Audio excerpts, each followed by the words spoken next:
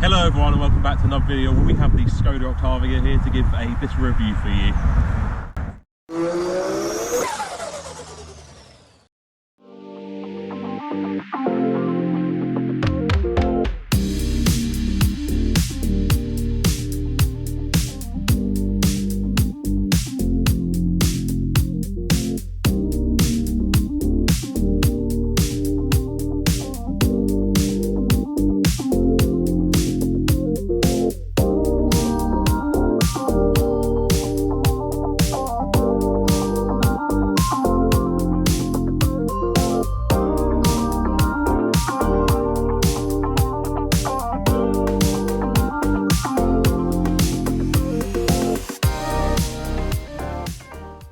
So of course we'll start off the outside. Obviously I do really like a lot of the styling for a lot of Skodas. Obviously not a fan of the paint job on this one, it's a very dull, boring look.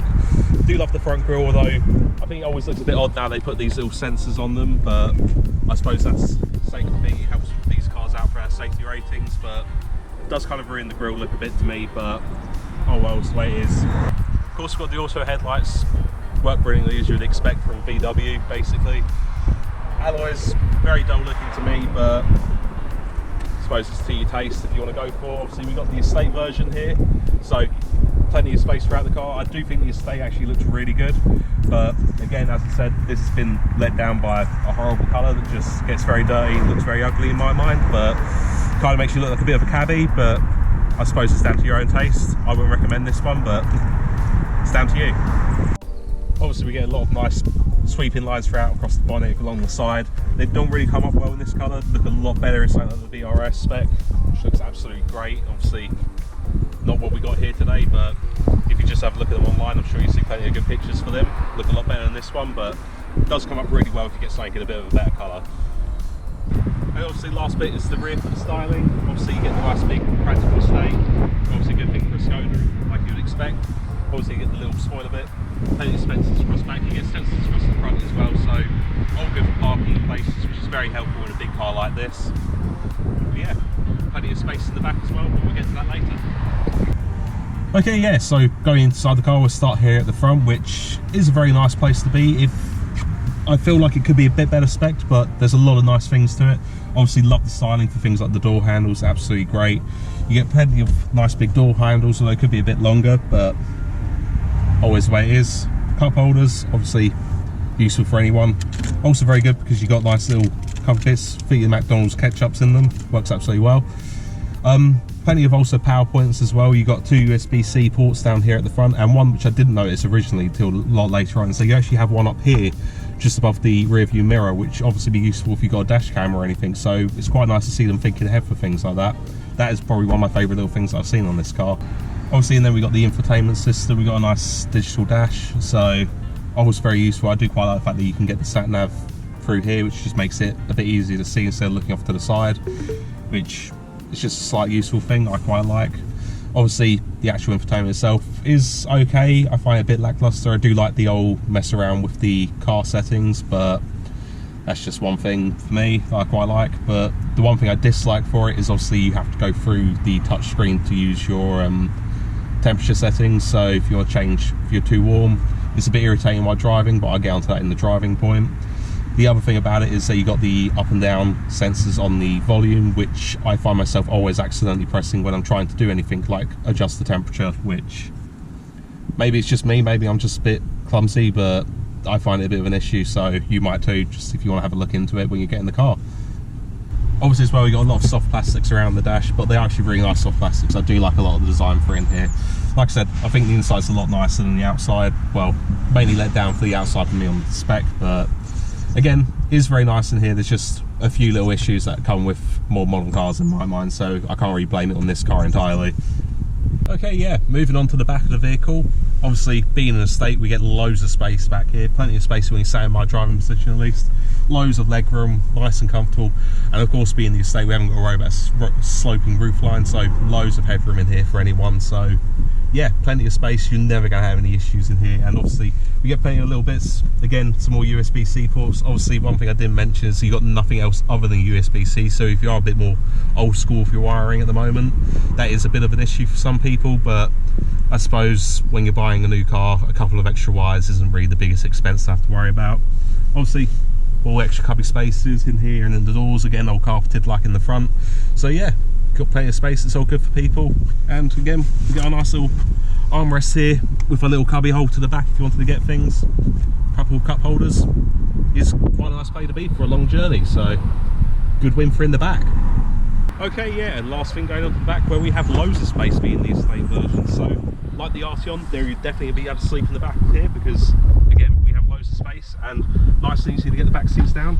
Just pop them down with some nice levers here, which is always helpful if they go down all the way. Sometimes you have to lean them, which can be a bit of an issue, but again, loads of space in here. Obviously quite a big lip if you do have large objects to put in, but quite useful for a lot of the cubby space. We've got plenty of little spaces here at the side if you want stuff not to roll around. And obviously if you've got your shopping, you get the nice little shopping hangers on the side, which are always very useful. You get four of them in total, 2 on each side. No real much spaces up here. I assume this is where all your spare wheel bits would be, but we don't have any of that stuff here, so I'm not sure how good that is normally on this space, but this is limited by what we have. But obviously this is the reason you buy the car. Huge amounts of boot space, really useful if you want to get stuff around. Unfortunately is kind of let down by the engine, as I'll get onto next in the driving, but yeah, overall big win here. So back of the car, absolutely brilliant.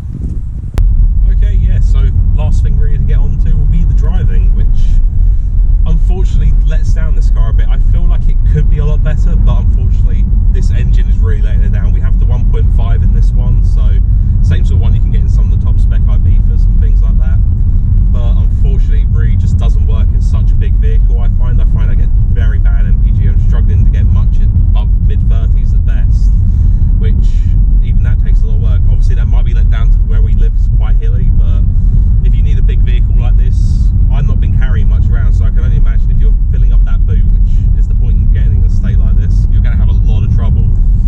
But obviously you get a few techie bits, obviously like I was saying when driving, which can be quite useful, but also can be quite annoying. You get the lane assist, which I'm not a fan of.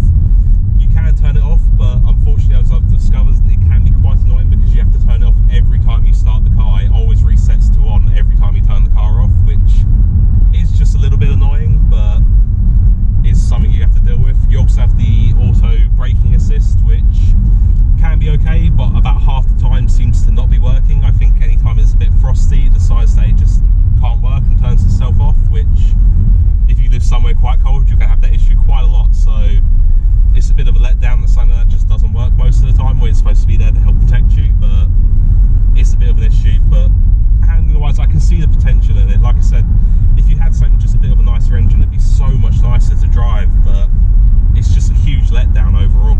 It just hasn't got power or torque anywhere you need it. But at least you do get some other luxury bits, like you got your usual cruise control, and you can also use it as a speed limiter, which I actually find quite useful when you're going through average speed checks and things like that. It can be quite useful just to make sure you never go above anything or have to worry. But overall, like I said, it's a lot of missed potential I feel in this one at the moment, but hopefully a better spec would sort that out with a bigger engine. Now the one good win that I can give it throughout here is that the ride quality is really nice. It is a very comfortable car to be going along, which if you're doing long drives can be very useful, especially if you've got plenty of people in the car.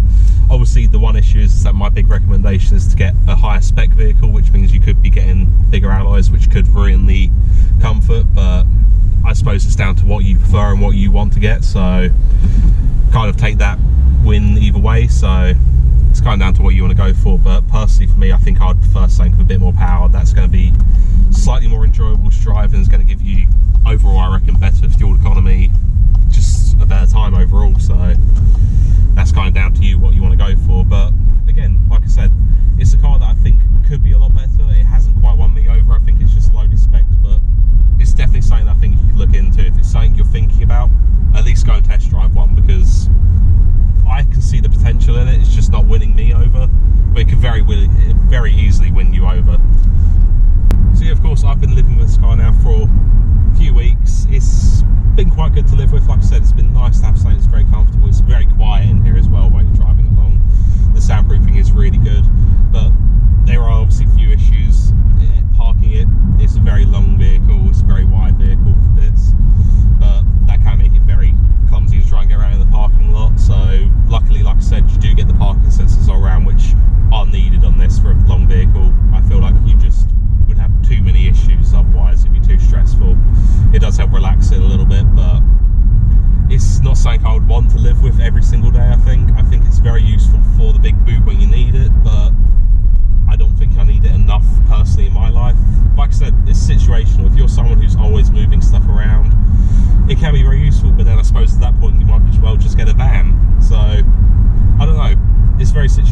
maybe it depends on your life. Doesn't fit into mine, unfortunately, but again, could be very good for someone. So yeah, overall, if it was me, I personally would spec out this on the full VRS. Love the big 19s, big powerful engine. I think it's absolutely great. I could understand if you weren't going for that, why you go for something maybe like the diesel. I think that could be very good, although depending on the way the world's going at the moment, whether that'd be good long term, but there's potential in it. I think it just needs something with more torque at least in that engine department. But overall, I reckon it could look really good in the nice VRS Performance Blue. I think that's realistically the reason I'll get one of these, because they look absolutely brilliant. I think modified wise, I'd love to see more of these as well, like absolutely slammed out, done over, especially put like a big roof box to make it overly practical. It could look absolutely brilliant. But again, that's just something I would love to see more of, but unfortunately it's just struggled a bit in new cars. You don't see too many of these, especially Skodas. I think some of the older ones are getting there now, but no one's really getting into the new ones, are they? So there's just a lot of stock ones about, which hopefully will change soon. Hopefully people will get into them a bit more, but the car market needs to sort itself out a bit for that, I think, first. So here's hoping. So we go through a quick little last one. 3 things I absolutely hate about the car and 3 things I love. If we go through the things that I absolutely hate, first one is just going to be the length of the vehicle. Like I said, it's such an awkward one to drive around small roads or parking lots and things like that. Can be just a real big issue. Number 2 would have to be the engine. Like I said, it's just really lets this car down. It just takes away all the promise and just stops it from being such a good car that I think it could be. And last one have to be just a bit too much technology in here. I think I would prefer a few little bits not to be. Like I said, with the temperature controls, I prefer them just to have a few buttons, which would make it a bit easier, so it's a bit less distracting while driving. But I can get some of it, it's just a bit too much dependence on it. And obviously onto the things I love. I absolutely love a lot of the little features. It really puts it into how much they think about you, like the things like I'm saying, the dash cam plug. I think that's absolutely brilliant thinking, because it just makes it a lot easier for people to put them into cars, which I think more people should have them for sure. Number 2, obviously, in my mind, the reason you get this car is the estate, the boot is absolutely brilliant. There's so much space in there, it's so easy to use, just so useful, so it gives you loads of space. And number 3, I think it's just the design. Like I said, I love the way these cars look. I just think this one's let down a lot by the colour, and I love a lot of the little features like the door handles. They look absolutely brilliant. It's just a lot of little things that are so good that's just been let down by a few things on this car. Like I said, I think if you get one spec brilliantly, these are lovely cars. It's just this one hasn't quite been that spec'd out right, so definitely find one that's been nicely done, and it's a great car.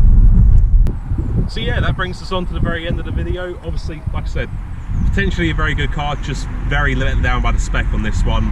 If you are looking at getting one, I definitely recommend get something with a bit of a bigger engine, and obviously just get a nicer car on this. I think the Performance Blue that you can get, especially you see on the VRSs and Skodas do, looks absolutely brilliant. But yeah, overall this is something you should definitely look into if you are looking at getting one. Just look at something a bit better spec than this. So yeah, thanks for watching. Obviously, if you did like the video, give it a like down below, and if you want to see more from us, give us a subscribe, because we've got plenty of good videos coming up soon. Obviously my new car's coming up very soon, so if you want to see what that is, make sure you are subscribed. And we've got some more track day stuff coming soon as well, so as well as plenty more reviews. So we'll see you in the next one. Bye guys. It's too advanced for you, isn't it? There's just too many things to do. There's too much to do. I don't see how starting a rocket ship. I don't see how you can focus on driving a car when you have a billion other buttons to press. It's like fighter pilot. It's like pilot studies. I'm not saying you can fly a plane, but there's a million buttons to press. When it used to be with you fly Spitfire, and there was a joystick, and that was it. And that was how you could fly a plane. These days, it's just too confusing. 4 engines. Who needs that? You need 1 engine at the front of the plane. That's all you need. Right. Ready when you are. Yeah.